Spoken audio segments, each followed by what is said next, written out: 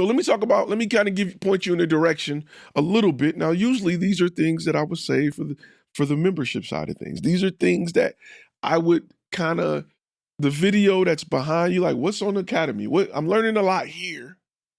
Well, what more is there to learn? There's a lot to learn.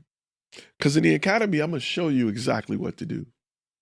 Right? So let me give you an example. Let's start. Let's start with clarifying your value proposition. Just a little bit.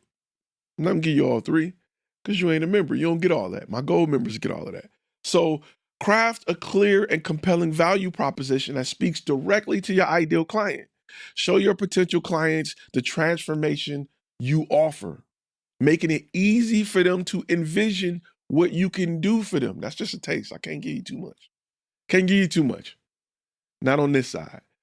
But you need to understand why your value proposition is important. And we talk about that heavily in Module 1. We talk about how to craft it, how to build it, how to design it. We talk about that in a big way.